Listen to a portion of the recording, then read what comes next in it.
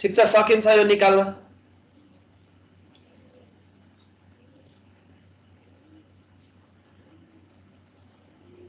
P system solve गर्नु पर्यो, यसको भ्यालुजहरु यो कलममा K1 सिस्टम सल्भ गर्नु पर्यो हैन। K1 अब कुन लिएको छ, यो लिएको छ भने यो भ्यालु राख्नु पर्यो, K2 यो लिएको छ भने यो राख्नु पर्यो हैन।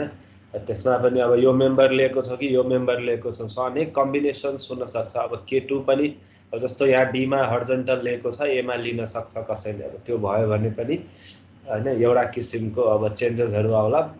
रिडन्डेन्सी पनि त्यही हिसाबले चेन्ज होला, फाइनल आन्सर चाहिँ चेन्ज हुँदैन है।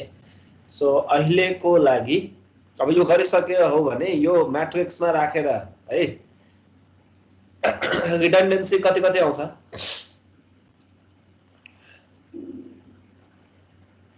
-94.78 -306.04। ओके, सर यो म्याट्रिक्सको टोटल फर्मेट चाहिँ यस्तो हुने भयो है। यहाँनेर मैले अब यो कम्प्लिटमा राख्दिउँला। अब यो क्लास सिधेपछि भनौँ न, त्यो अर्को सेक्सन सुरु गर्नुभन्दा अगाडि। सो फाइनल डिस्प्लेसमेन्ट भेक्टर 0 0 हुन्छ। अब यसलाई चाहिँ यहाँ राखौँ है।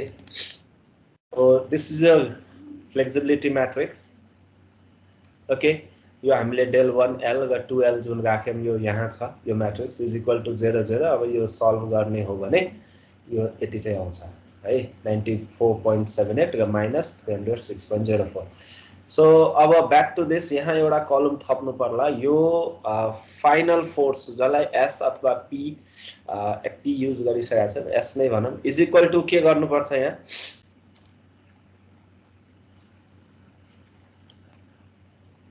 P plus R1 K1 plus R2 K2। P plus R1 K1 R2 K2। Okay, हामीले x1 x2 भनेका छौं, सो हाम्रो लागि चाहिँ x1 K1 x2 K2 हुन्छ है। कुरा उही हो, हामीले रिडन्डेन्सीलाई x भनेका छौं, त्यही भएर मात्रै भनेको। ओके, सो यो टेबल मैले यो भ्यालुजहरु क्याल्कुलेट गरेको छैन, सो यो निकाल्नलाई केही अप्ठ्यारो भएन। अब यो कुराहरु मिलिसकेका छ भने केही अप्ठ्यारो भएन है। रिडन्डेन्सीको भ्यालुजहरु पनि यो निकाल्नलाई कसैलाई के अप्ठ्यारो छ?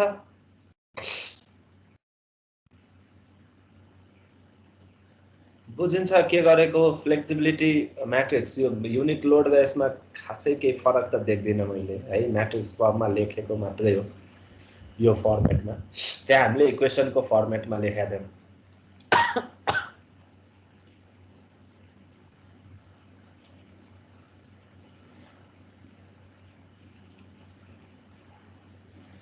सकिन्छ हैन? के छ भन खै?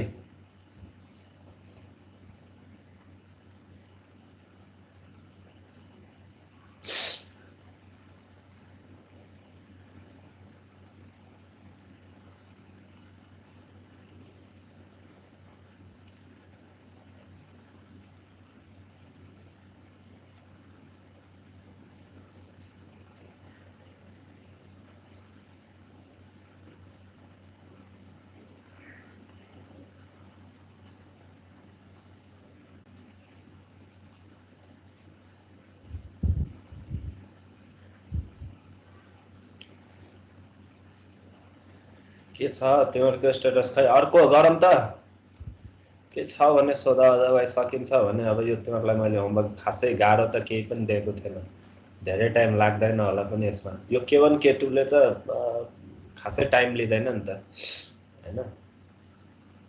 P ले अलिकति टाइम लिन्छ, यो कलम निकाल्नलाई अलिकति टाइम चाहिँ लाग्छ।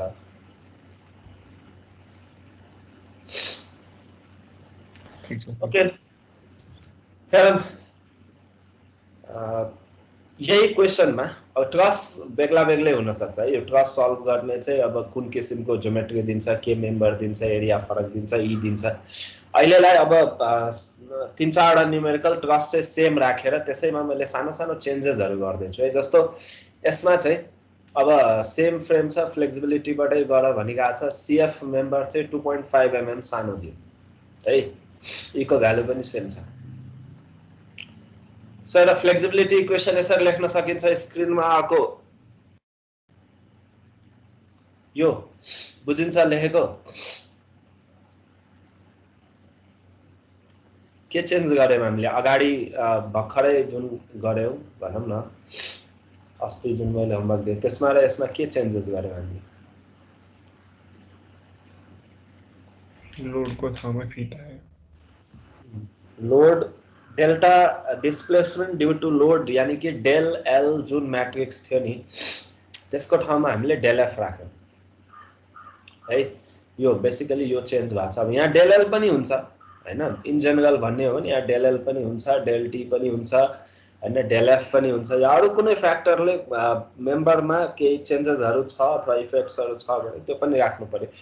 तर अब यसमा लोड छैन भन्ने एजम्सन हो, ड्यू टु मिसफिट ओन्लीको हिसाब है यो। सबै भयो भने पनि सबै राख्नु पर्यो, सबै छ भने छैन भने अब अहिलेको लागि कन्सिडरिङ मिसफिट ओन्ली।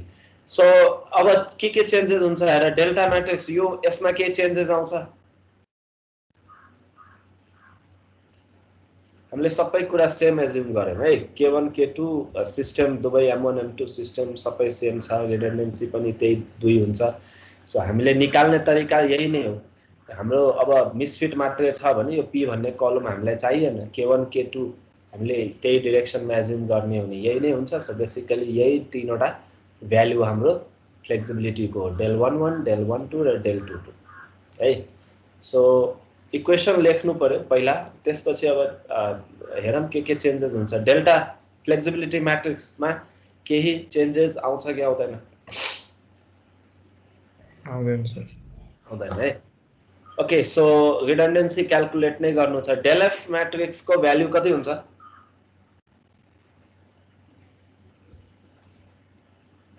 यो म्याट्रिक्स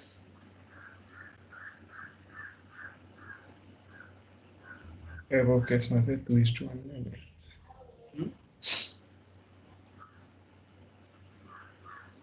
फिगर छ हैन, फिगरमा हेर न, सीएफ यसलाई कसरी एड्रेस गर्ने? अब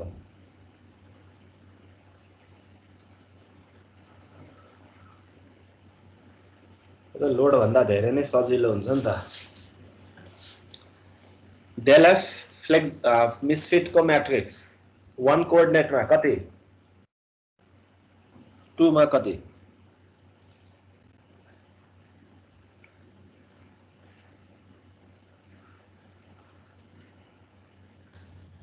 P1E र P2E, K1E र K2E। K1E र K2E, ओके, K1E र K2E यो टेबलमा जाम है, त्यसरी निकाले पनि भयो। सो हेर, CF मा हाम्रो K1 सिस्टम CF मै छ है, हामीले CF मै लिएको छौँ। अब BE भएको भए एक्ज्याक्टली जेनरल प्रोसेस त्यही हो तिमीले भने जस्तो। सो अब मानौँ न K1E र K2E कति कति आउँछ?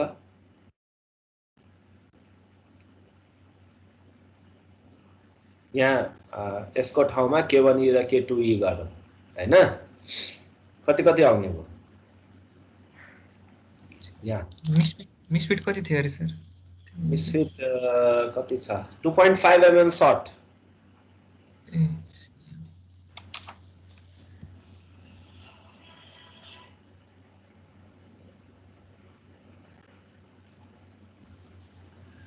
P1E 2.5 नै -2.5 आउने भयो, P2E 0 आउने भयो, K2E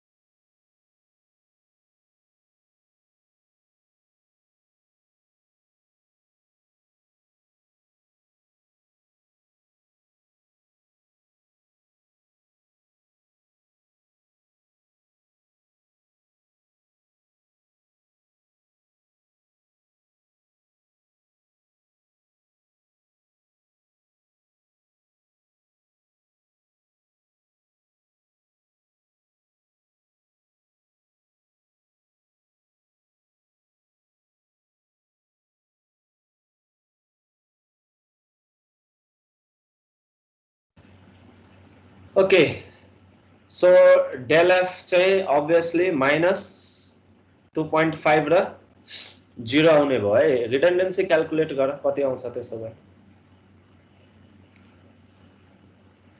सो यसमा एउटा बेनिफिट के छ भने K1 K2 क्याल्कुलेट गरिराख्नु पर्दैन इन जनरल गर्ने त्यही हो है यो गर्ने चाहिँ प्रोसेस त्यही हो तर अब K1 मै हामीले मिसफिट लिएको छौं हैन सो अभियसली यो के हुन्छ यहाँ भनेपछि यसो विचार गर्ने हो भने यहाँ सबै मिसफिट को कलममा 0 हुन्छ यो CF मा चाहिँ -2.5 आउँछ यो +1 हामीले टेन्सन लिएको छौं सो अभियसली यसको समेसन -2.5 आउँछ अब K2 मा एज इट इज हुन्छ तर यो भयभरको कलम 0 र त्यसपछि फेरि यहाँ भ्याल्यु हुन्छ है मिसफिट को तर यो 0 भएकोले सो फेरि पनि 0 नै हुन्छ ओके सो जसरी सजिलो हुन्छ भिजुअलाइज गर्न त्यसरी गर केही फरक पर्दैन बुझ्न पर्यो सो मिसफिट को मैट्रिक्स को भ्यालु यो भयो रिडन्डेन्सी भन्न त मलाई कति आउँछ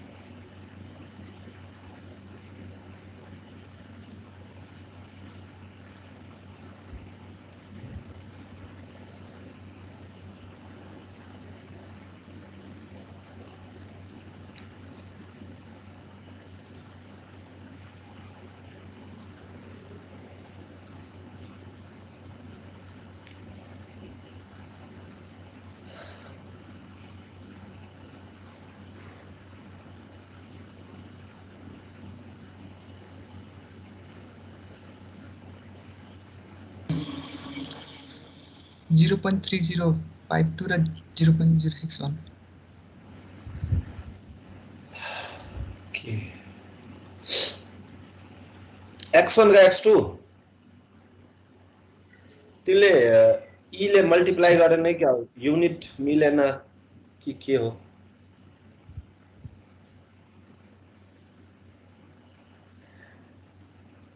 कि e ले गर्न हजुर हजुर गर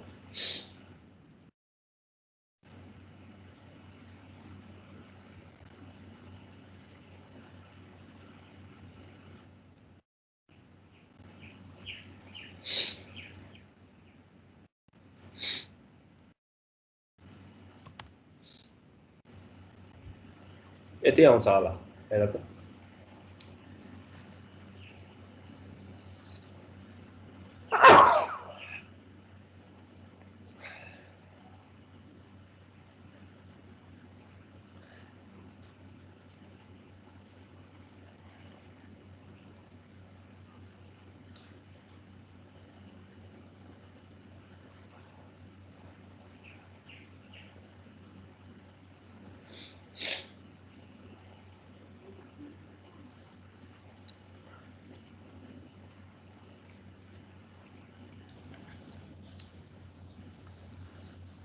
Yes, sir. ओके सो यो मिसफिट मात्रै भयो भने अब टेम्परेचर को हेर अब यो भयभरको फ्रेममा कुनै एउटा मेम्बरमा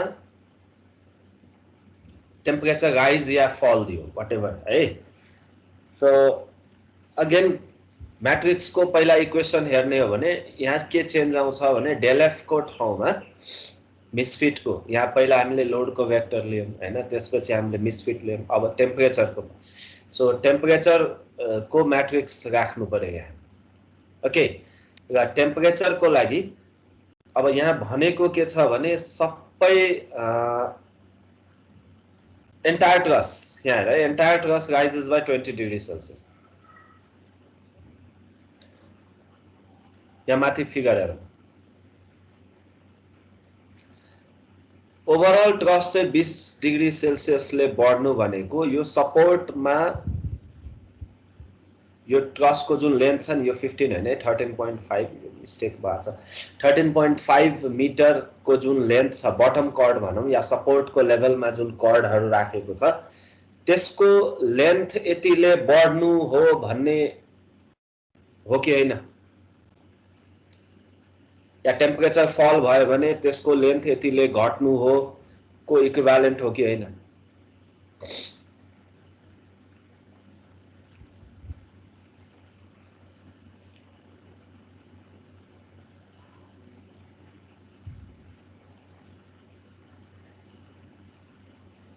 बुझिन्छ मैले भनेको यस अब जस्तो एउटा कुनै मेम्बरको दियो र होल ट्रस्टको दियो भने के गर्ने भन्ने कुरा है एउटा कुनै मेम्बर या एन्टायर ट्रस्ट पहिलो कुरा त डेल टी भन्ने जुन म्याट्रिक्स छ नि त्यसको इन्डिभिजुअल एउटा मेम्बरको चेन्ज इन लेन्थको फर्मुला हामीलाई डिस्प्लेसमेन्टको टर्ममा चाहियो लेन्थको टर्ममा चाहियो डिफर्मेसनको टर्ममा चाहियो कति घट्छ या कति बढ्छ हैन सो टेम्परेचरको लागि हाम्रो फर्मुला के थियो चेन्ज इन लेन्थको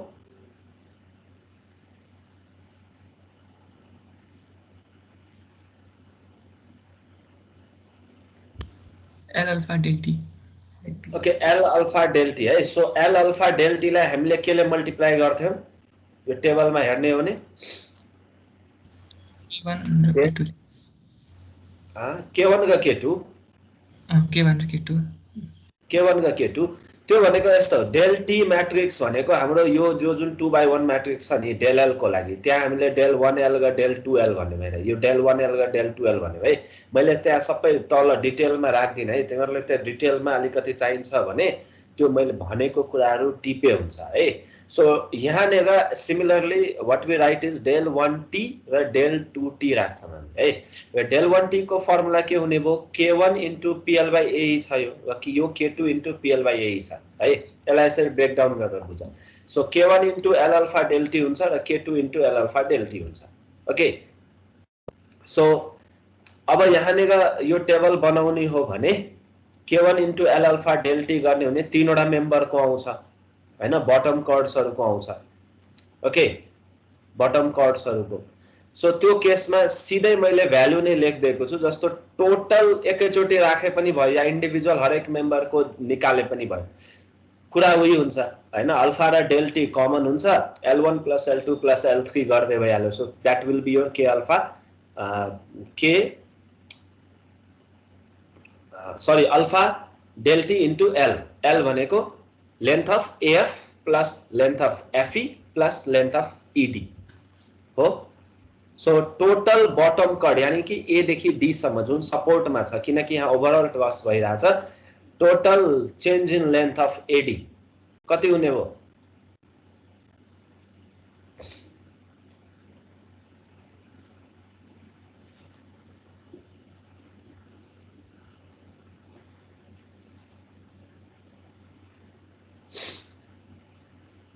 तिनटाको सम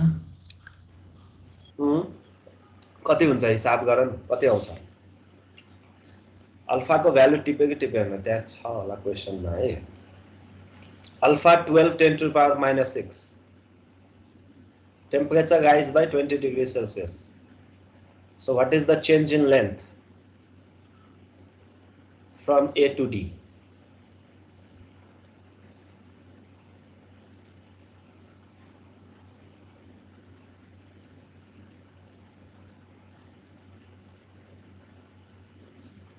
.24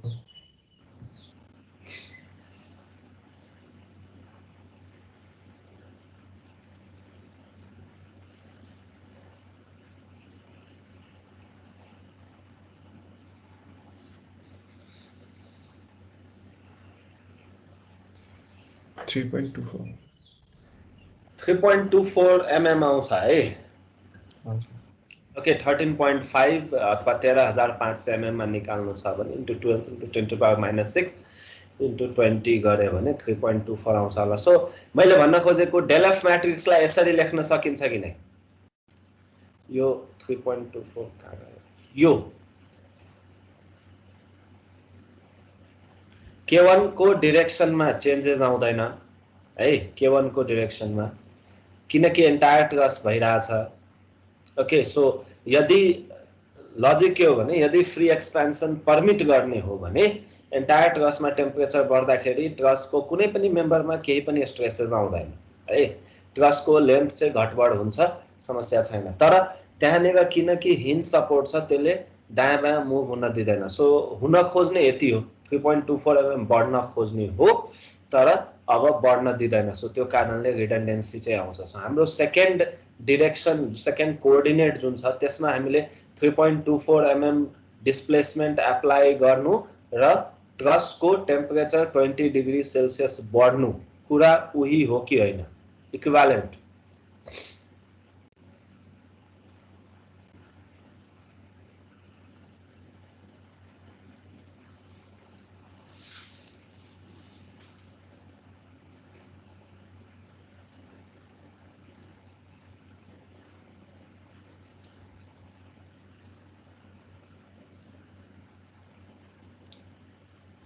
बुझिन्छ भनेको?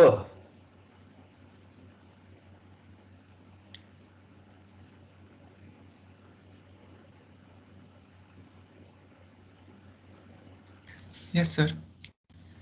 ओके, अब एउटा कुरा मलाई भन, अब तिमीहरूको यो कन्सेप्ट कतिको, जस्तो एउटा मेम्बरमा कुनै एउटा या दुईवटा या तीनवटा 10-12 वटा कतिवटा मेम्बर छ त्यहाँ होइन, दुईवटा तीनवटा मेम्बरमा अब कुनैमा +20 ले बढ्यो भन्यो, कुनैमा -20 ले घट्यो भने, अथवा कुनै एउटा र्यान्डम भ्यालुजहरू दियो घटबडको फरक फरक किसिमको, त्यो केसमा के गर्नु पर्ला? जेनरल प्रोसेस जे छ त्यही फलो गर्ने हो, के गर्नु पर्ला भन? Back to this table.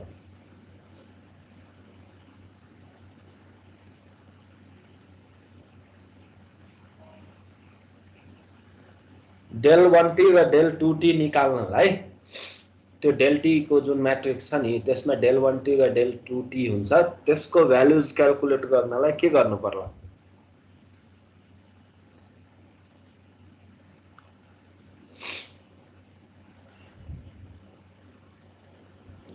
K1 L alpha del T र K2 L alpha del T निकाल्नु।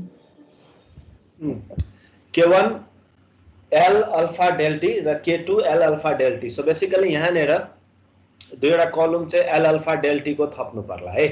हरेक मेम्बरको इन्डिभिजुअल अल्फा अल्फा सेम दिएको छ नर्मली हैन, दिन्छ भनौँ न अहिलेलाई। त्यो अल्फा पनि फरक छ भने फेरि त्यो किसिमले पनि क्याल्कुलेट गर्न मिल्छ। ओके, सो हरेक मेम्बरको इन्डिभिजुअल L अल्फा र त्यहाँ भएको चेन्ज इन टेम्परेचर, राइट छ भने प्लस, फल्स छ भने माइनस, त्यो निकालौँ। So L alpha del T, त्यसपछि K1 L alpha del T हिसाब गर्नु पर्यो र K2 L alpha del T हिसाब गर्नु पर्यो मल्टिप्लाई गरेर हैन। र त्यसपछि K1 L alpha del T को जुन भ्यालु आउँछ यहाँनिर तल है, त्यो भ्यालु चाहिँ del1t हुन्छ र K2 into L alpha del T को जुन भ्यालु आउँछ त्यो भ्यालु भनेको del2t हुन्छ र that is your displacement matrix due to temperature. ठीक छ, बुझिन्छ? फरक फरक एउटा मेम्बर, दुईवटा मेम्बर, चारवटा मेम्बर, कुनै पनि र्यान्डमली मेम्बरहरूको दियो, सकिन्छ टेबल मोडिफाई गरेर गर्न।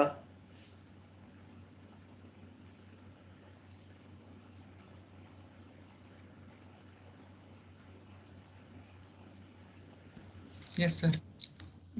ओके, सो मैले अघि जुन जेनरल इक्वेसनको कुरा गरिरहेको थिएँ त्यो जेनरल इक्वेसन यही हो है। लेख्न पर्यो भने जस्तो अब del L पनि लेख्यो, del F पनि लेख्यो, del T पनि लेख्यो, प्लस अर्को कुनै फ्याक्टर छ भने, प्लस अर्को कुनै फ्याक्टर छ भने, र इज इक्वल टु फाइनल डिस्प्लेसमेन्टको जुन भ्यालु दिएको छ है।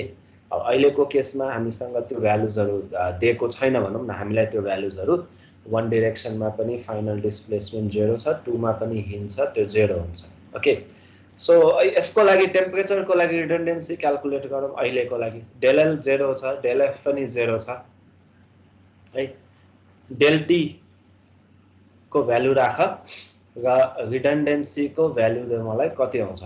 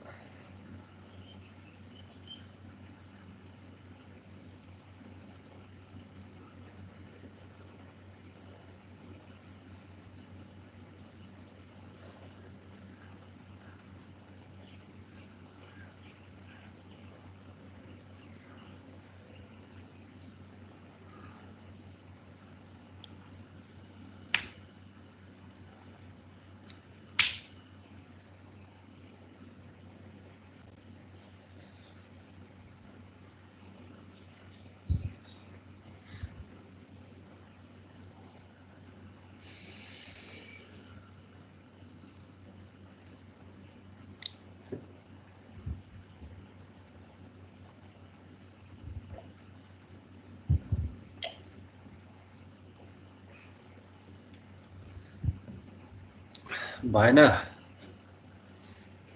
यस्तो टाइम लगायो सिम्पल छ हैन र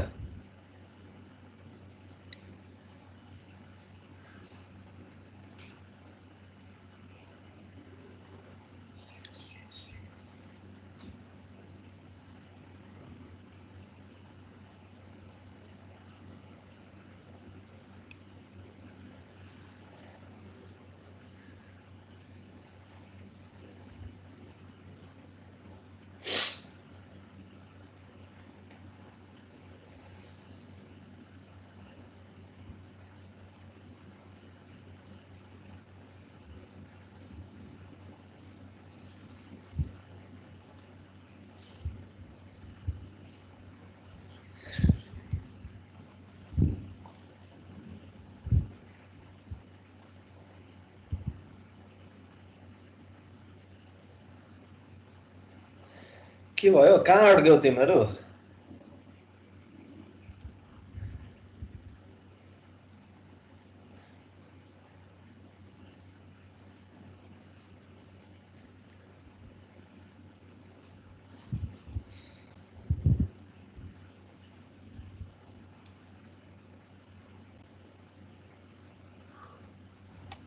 ड्यू टु टेम्परेचर वानले निकाल्ने हिसाब टेम्परेचर मात्र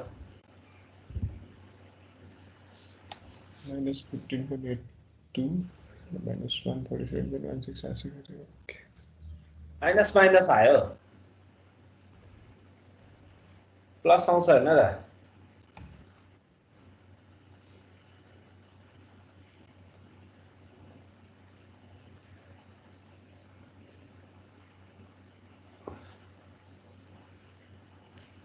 भ्यालु त मिलिरहेको छ त खै तिमीले -3.24 राखे के गर्यो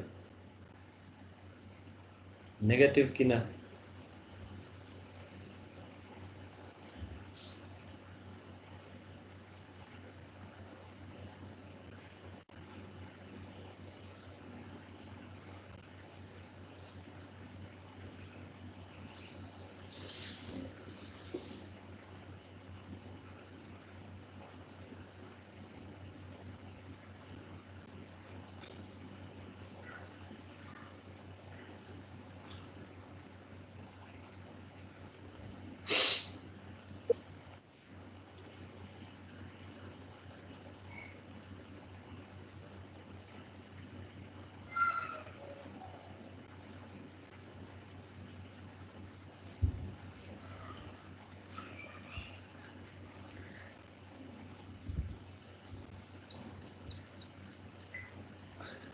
भयो सर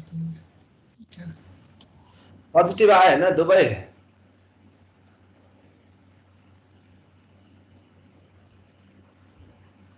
ओके फाइनल फोर्स निकाल्नलाई के गर्ने अब यो फाइनल फोर्स त हैन आन्सर हैन यो है के हुन्छ फाइनल फोर्सको फर्मुला हरेक मेम्बरको फाइनल फोर्स चाहियो सेम अघिकै गर्ने p + k1 x1 + k2 x2 P छैन यहाँ है k1 + k2 x2 हजुर सो पी फर्मुलामा अब भने भयो तर पी 0 हुन्छ so k1 x1 + k2 x2 हुन्छ सो x1 x2 ठीक छ भने अब त्यसपछि त्यो खासै ठुलो कुरा भएन k1 k2 को टेबल छदैछ हैन पहिला जे थियो सो यसमा पी हुँदैन है ड्यू टु टेम्परेचर ओन्ली को कुरा गरिरहेछ मैले अहिलेलाई ओके सो नेक्स्ट अब तिमीहरुले फटाफट सबै एकैचोटी छ भने क्याल्कुलेट गरेर भन्न मलाई रिडन्डेन्सी कति आउँछ सेम क्वेशन सल्भ गर्ने मात्रै हो तिमीहरुको अरु खासै यसमा के पनि छैन एभ्रीथिङ यु नो हैन के गर्नु पर्ला अब माथिको तीनवटै न्युमेरिकललाई कम्बाइन गर्दियो है यो किसिमले सोध्यो जाँचमा हैन सो टेबल अलिकति अब लेन्दी हुन सक्छ है अहिलेको लागि त भएन केही पनि अब जस्तो टेम्परेचरको इस्यु हुन सक्छ है टेम्परेचरमा चाहिँ इन्डिभिजुअल कुनै मेम्बरको प्लस या माइनस दियो भने त्यो किसिमले टेबलमा मैले जुन अघि भनेको थिएँ त्यो किसिमले कलमहरु थप्नु पर्यो। मिसफिटमा पनि त्यही हो। जस्तो अहिले हामीले जुन मेम्बरमा रिडन्डेन्सी लिएको छौं CF मा त्यसैमा मिसफिट दिएको छ, त्यसमा नदिएर अरु कुनै मेम्बरमा दियो भने फेरि त्यहाँ पनि K1E र K2E भन्ने कलम चाहिँ थप्नु पर्ने हुन सक्छ है। बुझिन्छ? इन्डिभिजुअल मेम्बरमा फरक किसिमको भ्यालुजहरु दियो भने के गर्ने है। अहिलेलाई सजिलो गरेका छौं हामीले यहाँनेर, तर यु शुड बी रेडी है। त्यो किसिमको आयो भने पनि गर्न चाहिँ सक्नुपर्छ। ठीक छ, अहिलेको लागि यो गिवन केसमा तीनवटै केस एकैचोटी रिडन्डेन्सी।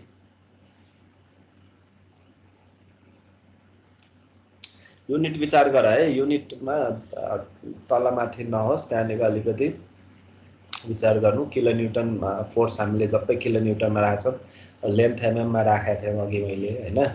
यो पनि mm मा थियो, यो 3.24 पनि mm मा थियो। यो चाहिँ विचार गर्नु, कुनै मिटरमा कुनै mm मा नराख्नु। अरु खासै यसमा मिस्टेक हुने चान्सेस त्यति धेरै हुँदैन।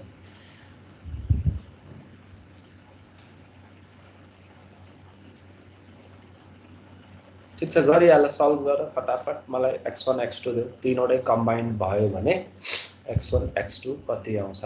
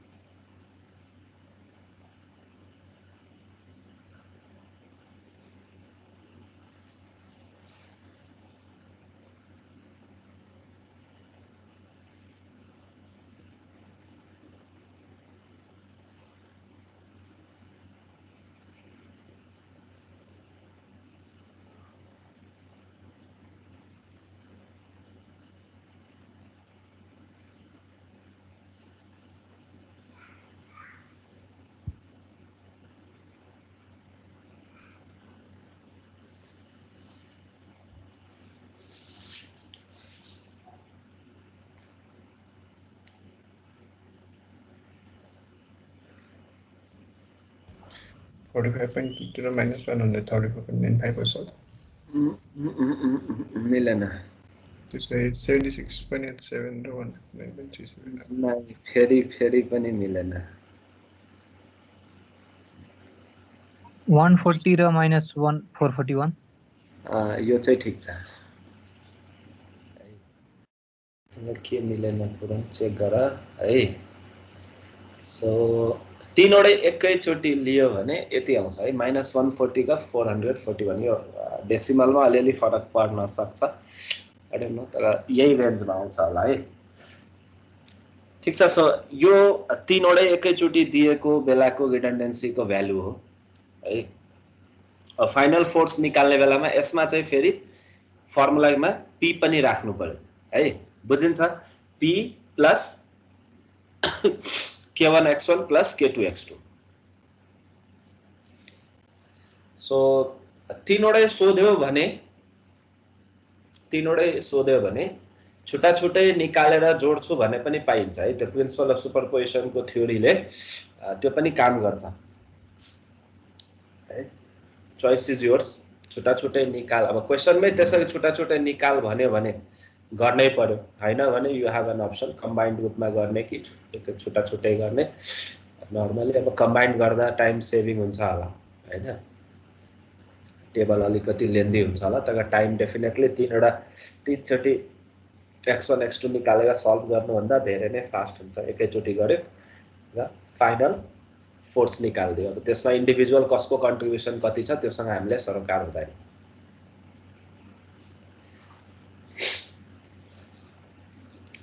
ठीक छ, अब यो सकिन्छ के छ भन?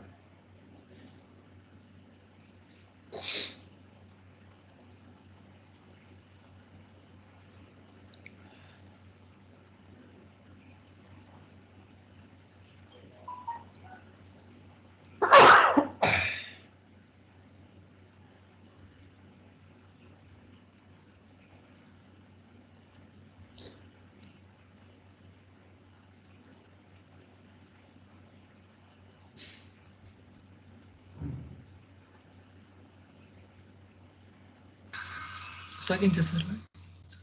ओके र अहिलेसम्म यो च्याप्टर 2 फेरि थोरै रिभिजन। च्याप्टर 1 मा हामीले एनालिसिसको मेथडहरू हेरेका थियौँ। इन्डिटर्मिनेट बीम भनेको के हो, स्ट्याटिक डिटर्मिनेसी, इन्डिटर्मिनेसी कसरी क्याल्कुलेट गर्ने, काइनेमेटिक इन्डिटर्मिनेसी कसरी क्याल्कुलेट गर्ने हैन। र बेसिकली अब दुईवटा मेथड जुन फोर्स मेथड र डिस्प्लेसमेन्ट मेथडको बारेमा हामीले हेरेका थियौँ केही कुराहरू। स्टिफनेस म्याट्रिक्स, फ्लेक्सिबिलिटी म्याट्रिक्स भनेको के हो, कसरी क्याल्कुलेट गर्ने थ्योरी वाइज हैन। सो अब फोर्स मेथडको या भनौँ फ्लेक्सिबिलिटी मेथडमा कंसिस्टेंट डिफॉर्मेशन मेथड होस् या फ्लेक्सिबिलिटी मैट्रिक्स मेथड होस् हैन, फोर्स मेथडको दुवै मेथडबाट बीम फ्रेम ट्रस यो तीनवटै सल्भ गर्न सक्छौ भन्ने अब मेगा जम्सन हैन। हामीले यो सबै गरिसक्यौं। थुप्रै न्यूमेरिकलहरु पनि गर्यौं हामीले। अब जसले अब मैले जसरी क्लासमा देखाए भनौं न अहिलेको लागि हैन, अब त्यो हेरेर गरेका छ उनीहरुलाई मलाई लाग्छ केही समस्या नहोला। अझै पनि कसैलाई केही छ भने अब यो सल्युशन्सहरु त म राख्दिन्छु हैन, त्यसलाई आफैले गर्ने प्रयास गर।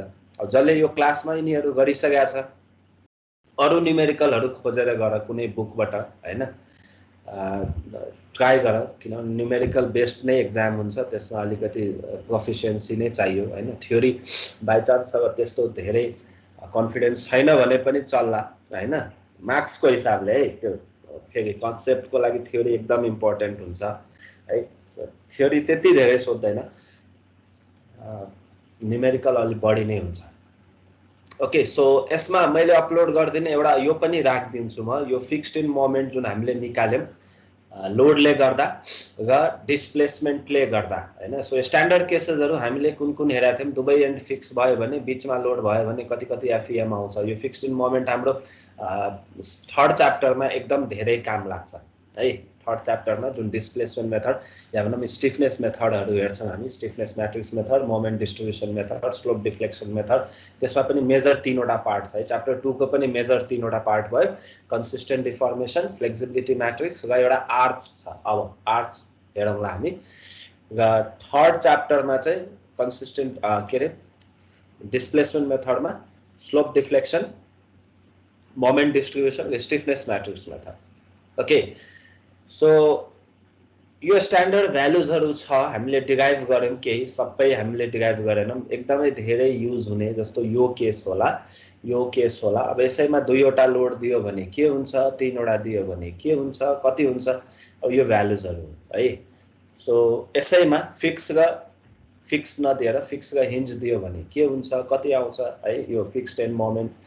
अब मैले एक्सपेक्ट गर्ने चाहिँ अब एकदमै अप्टिमिस्टिक भन्ने हो भने सबै सम्झे भने राम्रो, हैन भने जति हामीले डिराइभ गरेका छौं एटलिस्ट त्यो केसेसहरु चाहिँ दैट इज मस्ट धेरै नै युज हुने। सो यो भयो, यो फोर्सेसको लागि छ है। र तल चाहिँ अब यो लोडहरुको लागि यो युडिएल यो पनि गर्यौं हामीले हैन, युडिएल को लागि। यसमा चाहिँ अब यो युभिएल को लागि हैन, ट्रायंगुलर लोडरहरुको लागि। र यो डिस्प्लेसमेन्ट को लागि पनि गरेका थियौं हामीले है। डिस्प्लेसमेन्ट को लागि पनि थियो, सेटल भयो भने 6i डेल्टा। र एउटा रोटेसन को लागि पनि थियो। यसमा रोटेसन को त्यहाँ छ कि छैन, रोटेसन को राखेको छैन जस्तो लाग्यो है। सो रोटेसन को पनि हेरे अब हामीले हैन, 4i/L र 2i/L कति आउँछ भने एउटा एन्ड यहाँनिर सेटल भयो भने कति आउँछ, डेल्टाले सेटल भयो भने फिक्स्ड इन मोमेन्ट कति डेभलप हुन्छ, र एउटा एन्ड चाहिँ रोटेट भयो भने कति हुन्छ। ठीक छ। सो डेरिभेसन पनि आउनु पर्यो र त्यसपछि यो भ्यालुजहरु पनि सम्झिनु पर्यो है। अब नेक्स्ट आर्च छ, यही च्याप्टरमा कन्सिस्टेन्ट डिफर्मेसन मेथडबाट हामीले आर्च को सल्युसन चाहिँ हेर्नु पर्ने हुन्छ, आर्च को रियाक्सन्सहरु कसरी निकाल्ने। अब तिमीहरुलाई अब आर्च त पढाएको छौ लास्ट सेमेस्टरमा, के छ सकी छैन?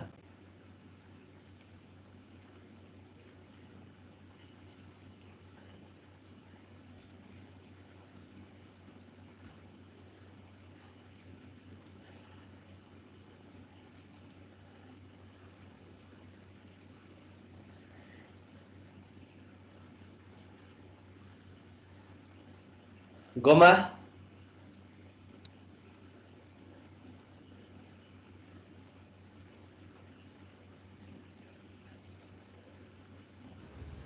हजुर सर आर्च पढाएको छ कि छैन?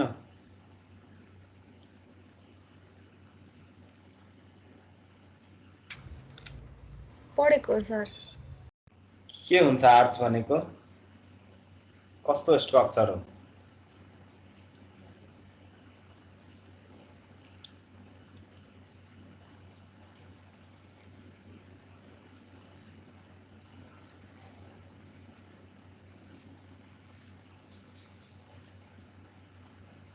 छैन खै त के पढ्यो त तिमीहरूले? यो आर्ट चाहिन्छ है। मैले तिमीहरूलाई अब थोरै यो तिमीहरूको आफ्नो पनि यो कन्फिडेन्स चाहियो। आर्ट्स गएर पढ, अब पर्सि अब कुन दिन क्लास हुन्छ हामीलाई चाहिन्छ। सानो तिमीहरूको कुरा सुन्नु एकछिन। कुशल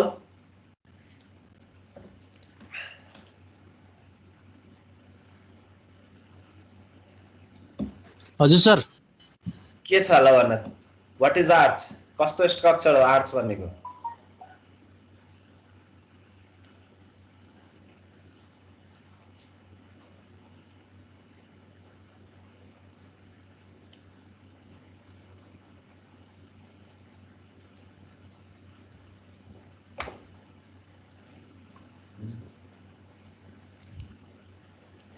जाँच बाँकी छ होइन र तिमीहरूको? खै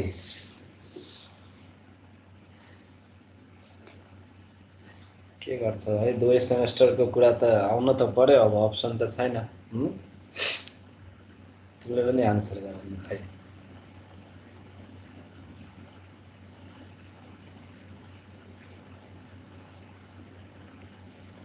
एटेन्डी त भगाभग घटिरहेछ त होइन। मैले क्वेसन सोध्न थाल्यो भनेको।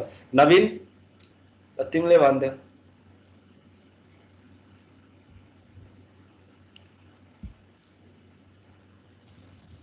कर्भड मेम्बर भयो के रे, प्याराबोलिक सर्कुलर इलिप्टिकल जस्तो सेप पनि हुनु पायो। ठिक। अनि थ्री एट आर्चेसहरू। ओके, मलाई ठिक छ ल, ज्योमेट्री वाइज ठिक छ। अब मेटेरियल के को बनाउँछ? देखाएको छौ आर्ट्स कतै देखाएको छौ रियल फिल्डमा? हजुर। कहाँ देखाएको छौ ल? त्यो मुगलिङ उतातिर बिजुली बजारमा नि पोखरामा नि छ सर। पोखरामा नि छ है। सो अहिलेको सबभन्दा फेमस तिम्रो पोखरा आउँछ होला, जसको बाहिर भनौँ न अलिकति यो मुगलिङ कटेर जसलाई जानुपर्छ। मुगलिङको पुल त देखाएको छ नि नयाँ बनेको,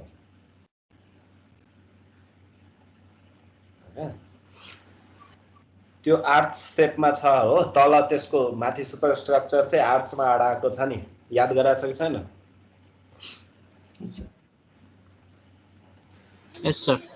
नर्मल भन्न खोजेको अब सिम्पल जेनरल कुराहरू सोधिरहेको छु मैले। तिमीहरूलाई फर्मुला सोधे होइन के, कन्सेप्ट मात्र सोधिरहेको छु। नर्मल बिम भन्दा आर्च चाहिँ के बेनिफिट हुन्छ? वाइ भनौँ न arch may be or can be superior in comparison to straight beams होइन? के फाइदा हुन्छ यसको, त्यो हिसाबले कुरा गर्नु पर्यो। बेनिफिट्स के छ होइन? कहाँनिर हामीलाई त्यो आर्ट्सले हेल्प गर्ला? स्ट्रक्चरल डिजाइन गर्नु पर्यो, चुज गर्नु पर्यो ल कुन खालको स्ट्रक्चर बनाउने होइन? सो आर्ट्समा के किसिमको फोर्सेसहरू आउँछ, कसरी उसले फोर्सेसहरू रेसिस्ट गर्छ, मेन फिलोसफीहरू अलिकति बुझ्न पर्यो होइन, कन्सेप्टहरू। त्यो हिसाबले सोधेको मैले। मेन स्ट्रेट बिम भन्दा के एडभान्टेजहरू हुनसक्छ आर्ट्सको केसमा? कसले भन्छ ल? एउटा त इकोनोमिकल हुन्छ। ओके ओके, नवीन तिमीले भन्दै थियौ, ल भन ल, तिमीले भन।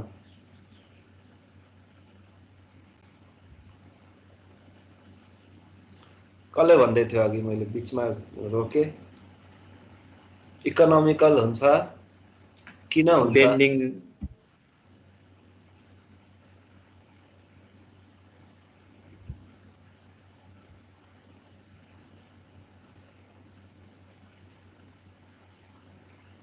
मोमेन्ट थोरै हुन्छ स्ट्रेट बिममा। मोमेन्ट थोरै आउँछ।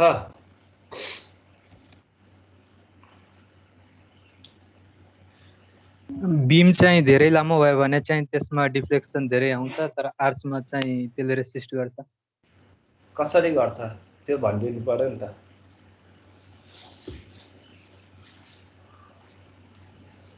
कसरी गर्छ कुनै मेकानिजम होला नि फर्मुला वाइज अथवा हाम्रो भनौँ न स्ट्रक्चरको टर्म्समा कुरा गर्नु पर्यो कि अब यो लेमनले भन्नलाई त त्यसरी भन्ला हैन इन्जिनियरले भन्यो भने कसरी भन्छ त्यो कुराहरु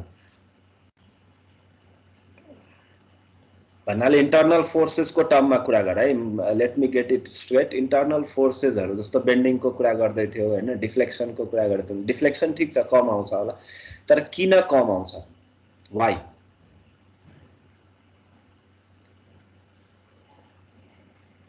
हरिजन्टल रिएक्सनले गर्दाखेरि रिड्युस गर्न सक्छ हरिजन्टल रिएक्सन आउँछ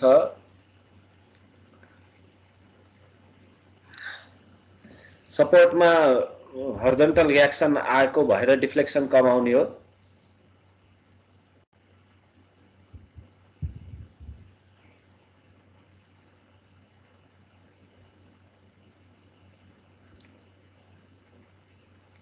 बेन्डिङ मोमेन्ट को फर्मुला याद छ कसैलाई आर्च को in general the bending moment at a section of an arch है in general bending moment is equal to के हुन्छ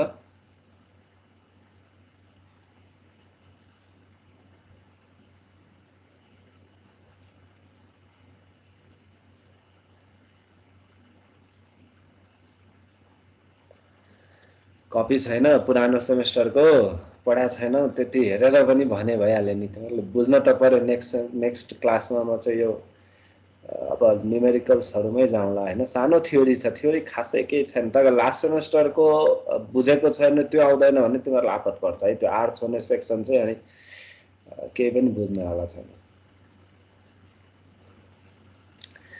किनभने अब ठ्याक्क त्यो सिदिन्छ अनि यो सेमेस्टरको सुरु हुन्छ हामीले अब इन्डिटर्मिनेट आर्ट्समा जान्छौँ लास्ट सेमेस्टर तिमीहरुलाई याद छ होला डिटर्मिनेट आर्ट्स गराएको थियो है 3 हिन्ज्ड आर्ट्स गराएको थियो हैन टु बी स्पेसिफिक दुईवटा सपोर्टमा हिन्ज थियो र त्यसपछि क्राउनमा पनि हिन्ज थियो हो थियो कि थिएन हजुर सर ओके सो त्यसले के भयो भनेपछि दुईवटा हिन्ज सपोर्टमा हुनु भनेको चारवटा रिएक्सन आउनु हो हरिजन्टल भर्टिकल हैन हामीसँग इन जनरल नर्मली तीनवटा इक्वेसन हुन्छ एउटा क्राउनमा हिन्ज राख्दिने बित्तिकै ए बी सी भने मैले लेफ्ट सपोर्टलाई ए राइट सपोर्टलाई बी क्राउनलाई सी भने सो सी मा मोमेन्ट लिन पाइयो लेफ्ट कबआउटमा या राइट कबआउटमा whatever you take so that is a special condition हैन so basically now we have 4 equivalent number of equations so 4 reactions and 4 equations so हामी सल्भ गर्न सक्थ्यौ हैन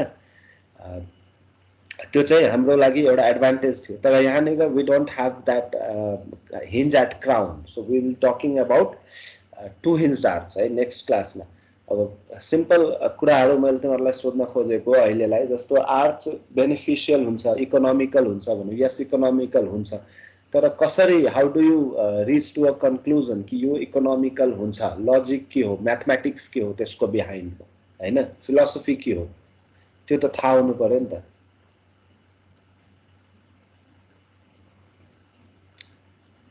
त्यही भएर बेन्डिङको इक्वेसन के हो भनेर सोधे मैले टु बी स्पेसिफिक बेन्डिङको इक्वेसन याद छ in general beam moment minus HY beam moment minus HY हेर सबै मैले अहिलेसम्म जति क्वेसनहरु सोधे नि लगभग धेरै कुराको आन्सर यही इक्वेसनमा छ हेर स्ट्रेट बीम 120 मिटरको स्प्यान छ क्यारे मलाई जहाँसम्म लाग्छ त्यो 100 120 को छ त्यो त्यही हाराहारीमा होला है त्यो मुगलिङको ब्रिजको ओके पहिला सस्पेन्सन को रहेछ हैन अब अहिले त्यहाँ समस्या देखिएकोले आर्ट्सको बनायो सो स्ट्रेट बीम बनायो भने त्यहाँ बेन्डिङ मोमेन्ट कुनै पनि सेक्सनमा कति आउँछ भनेपछि m नट आउँछ जुन m स्ट्रेट बीम को बेन्डिङ मोमेन्टलाई m नट भन्या होला हैन लास्ट सेमेस्टर m नट या m dash whatever you have represented copy एकचोटी मजाले हेर है 10 मिनेट 15 मिनेट हेर नेक्स्ट क्लासमा सजिलो हुन्छ अहिलेको लागि छ भने अहिले हेर हैन भने just try to recall it m nought भनेको स्ट्रेट बीम को मोमेन्ट हो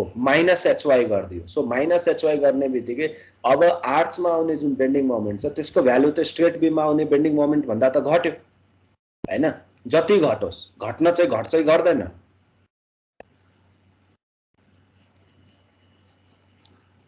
सर घट्यो है सो दैट इज व्हाई हेर कुनै पनि सेक्सनमा बेन्डिङ मोमेन्ट कम आयो भनेपछि अब त्यो सेक्सन डिजाइन गर्नलाई त्यहाँनिर जुन कन्क्रिटको सेक्सन छ नि त्यो कम आउने भयो के हैन so that is why it is economical हैन आन्सर त्यही हो because the bending moment the section required to resist that bending moment एउटा के हुन्छ भने बाहिरबाट लोडले गर्दा आउने बेन्डिङ मोमेन्ट हुन्छ र एउटा के हुन्छ भने सेक्सनले लिन सक्ने बेन्डिङ मोमेन्ट हुन्छ अहिलेसम्म यो सेमेस्टरसम्म मैले सुरुको क्लासमा पनि भनेको थिएँ यो एनालिसिसको पार्ट सिद्धिन्छ अब तिमीहरुको ओके सो अहिलेसम्म के थाहा भयो यो by the end of this semester तिमीहरुलाई के थाहा हुन्छ भने ओके बाहिरबाट लोड आउँदाखेरि या कुनै पनि सेक्सनमा कति बेन्डिङ मोमेन्ट आउँदो रहेछ कति शियर फोर्स आउँदो रहेछ कति नर्मल थ्रस्ट एक्सियल फोर्स आउँदो रहेछ त्यो चाहिँ थाहा हुन्छ है त्यसपछि जब स्टिलको डिजाइन या आरसीसी डिजाइन जुन 7th सेमेस्टरमा पढ्छौ तिमीहरुले त्यो बेला तिमीहरुलाई के थाहा हुन्छ भने एउटा गिवन सेक्सनले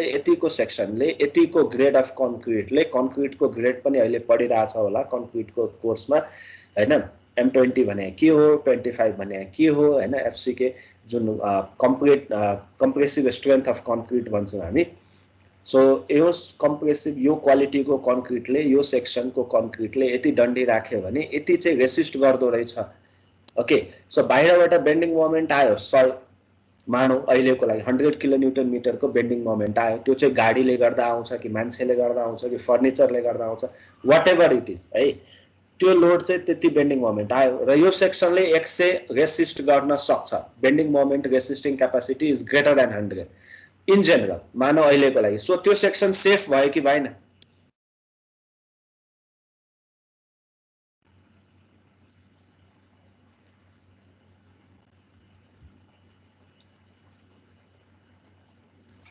भयो है अब 100 रेसिस्ट गर्न सक्दैन उले भनेपछि त्यो सेक्सन अनसेफ हुन्छ लजिक यही हो है स्ट्रक्चरल डिजाइनको फिलोसफी यही हो सो अहिलेको लागि you are learning analysis okay अर्को पनि म सम्झाउँछु स्ट्रेट बीम माइनस एचवाई थियो र त्यसमा नर्मल स्ट्रेट बीममा के हुँदो रहेछ भने एक्सियल फोर्स चाहिँ आउँदैन है एक्सियल फोर्स भनेको बीमको लङ्गिट्युडनल एक्सिसको प्यारललमा जुन एक्सियल फोर्स थाहा छ तिमीहरुलाई डिफाइन गर्दाखेरि हामी के भन्छौँ any force that is parallel to the longitudinal axis of the beam हैन beam normally one dimensional object भन्छौँ जसको लेन्थ चाहिँ अरु डाइमेन्सन भन्दा एकदम धेरै हुन्छ सो लेन्थको लङमा या लङ्गिट्युडनल एक्सिसको लङमा कुनै फोर्स आउँछ त्यसलाई एक्सियल फोर्स भन्छ हैन अब आर्चको केसमा के हुन्छ भने कुनै पनि ठाउँमा त्यहाँ ट्यान्जेन्ट बनायो र त्यो ट्यान्जेन्टको प्यारलल जुन फोर्स आउँछ त्यसलाई हामी एक्सियल फोर्स भन्छौँ जसलाई आर्चको केसमा एउटा स्पेसिफिक वर्ड हामीले युज गरेका छौँ होला लास्ट सेमेस्टरमा त्यसलाई नर्मल थ्रस्ट भनिएको थियो हो याद छ नर्मल थ्रस्ट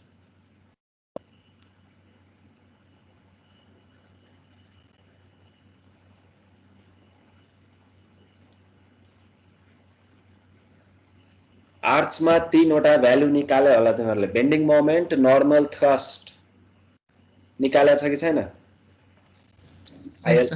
आईएलडी पनि बनाएको छ होला हैन र अर्को के थियो त्यसको के थियो रेडियल शियर एक्ज्याक्टली है सो यसमा के हुन्छ भने स्ट्रेट बीमको कम्प्यारिजनमा एक्सियल थ्रस्ट चाहिँ अलिकति बढी हुन्छ है सो त्यही सेक्सनले बीममा होल सेक्सन जहाँ बेन्डिङ मोमेन्ट युटिलाइज गर्नलाई बेन्डिङ मोमेन्ट रेसिस्ट गर्नलाई युटिलाइज भइरा हुन्छ आर्चको केसमा चाहिँ त्यही सेक्सन पार्टली बेन्डिङ मोमेन्टको लागि पनि युटिलाइज हुन्छ एक्सियलको लागि पनि युटिलाइज हुन्छ रेडियल शियरको लागि पनि युटिलाइज हुन्छ है रेसिस्ट गर्नलाई so basically you don't need a huge section है आर्चको केसमा you don't need a huge section in comparison to straight beam okay अब त्यो भन्दाखेरि फेरि हरेक ठाउँमा आर्च किन बनाउँदैन भन्ने क्वेसन आउँछ हैन सो आर्चको केसमा एउटा समस्या चाहिँ के हो भने एउटा कम्प्लिकेसन त यो बनाउँदाखेरि त्यो फर्मा जुन मुगलिङमा उनीहरूले लगायो तिमीहरुले याद गरे कि गरेन धेरै फर्मा त उले खोलेन के त्यो स्क्याफोल्डिङ भनौं न त्यहाँनिर उले खोलेन त्यो खोल्ने कस्ट नै उसको यति धेरै थियो एउटा इन्टरभ्यूमा मैले सुनेको पनि थिए त्यहाँ कन्ट्र्याक्टरको उसले भन्थे त्यो फर्मा खोल्नलाई जुन कस्ट लाग्छ त्यो भन्दा राम्रो त त्यसलाई छोडेर नदीमा बगाइदिनु नै राम्रो हैन सो कन्स्ट्रक्सनमा अलिकति कम्प्लिकेटेड चाहिँ हुन्छ है र अर्को प्रब्लम एउटा के हुन्छ भने सपोर्टमा चाहिँ रियाक्सन ह्युज आउँछ है जति पनि नर्मल थ्रस्ट पनि आउने भो शियर पनि आउने भो सबै सपोर्टमा गएर त्यसको रिजल्टेन्ट निकालेको छ होला हैन खास गरी त्यसमा होला है रिजल्टेन्ट निकालेको ठ्याक्क आर्चकै फिलोसफीमा सस्पेन्सन केबल च्याप्टर 7 हैन माथि सपोर्टमा रोलर सपोर्ट र पुली सपोर्ट त्यहाँनिर तिमीहरूले पढाएको छ होला रिजल्टेन्ट निकालेको छ होला हैन सो त्यो रेसिस्ट गर्ने ग्राउन्ड पनि अलिकति दह्रो चाहियो हैन त्यो किसिमले चाहिँ त्यही भएर आर्ट्सको कम्प्लिकेसन एउटा त्यो हो हैन प्र्याक्टिकल रूपमा बट थ्योरी वाइज हामी अहिले कुरा गरौँ थ्योरी वाइज यो एडभान्टेज हो आर्ट्सको अब सर्कुलर होला प्याराबोलिक होला हाम्रो फोकस यो दुईवटामा हुन्छ मेटेरियल वाइज अब it can be made up of steel or RCC or even timber हैन घरमा पनि आर्ट्स हुन्छ कतिपयको घरमा होला पनि आई डोन्ट नो त्यो लिभिङ रुममा या किचनमा जाने बेलामा एउटा भित्तामा चाहिँ डिजाइनको हिसाबले पनि आर्ट्स बनाएको हुन्छ है सो त्यो पनि एउटा आर्ट्सको पुरानो जमानामा आर्ट्सको एउटा राम्रै पुलहरू पनि बनाएको छ हैन हेभी मेसनरी आर्चेसहरूको सो यो जनरल कुराहरू र फर्मुलाहरू आर्ट्सको हेर है नेक्स्ट क्लासमा हामी आर्ट्सको चाहिँ अब न्युमेरिकल कसरी गर्ने कन्सिस्टेन्ट डिफर्मेसनबाट त्यसमा जान्छौँ सो यो बेसिक कुराहरू चाहिँ तिमीहरूलाई थाहा हुनुपर्छ मैले सानो रिभिजन जस्तो गरेँ अहिले हैन पुरानो च्याप्टर 6 चाहिँ थोरै पल्टाएर हेर आइएलडीहरू कसरी बनाएको छौ हैन फोर्सेसहरू कसरी क्याल्कुलेट गरेको छौ इक्वेसनहरू के थियो सर्कुलर आर्ट्समा भएको बेला एक्स वाई को इक्वेसन के थियो प्याराबोलिक भएको बेला इक्वेसनहरू के थियो सो यो कुराहरू गऱ्यो भने नेक्स्ट क्लासमा अलिकति सजिलो होला है तर भने फेरि अलिकति अप्ठ्यारो चाहिँ हुन्छ त्यहीबाट हामी सुरु गर्छौँ त्यहीबाट ठीक छ सो अहिले केही छ भने सोधा है म यो अहिलेसम्म गरेको अब न्युमेरिकलहरू चाहिँ अपलोड गरिदिन्छु कसैले क्लासमा अलिकति अप्ठ्यारो भएको छ भने त्यसबाट हेरेर आफैले गरे भयो अब आर्ट चाहिँ म नेक्स्ट क्लासमा सुरु गर्छु है ठीक छ केही छ अझै अहिलेलाई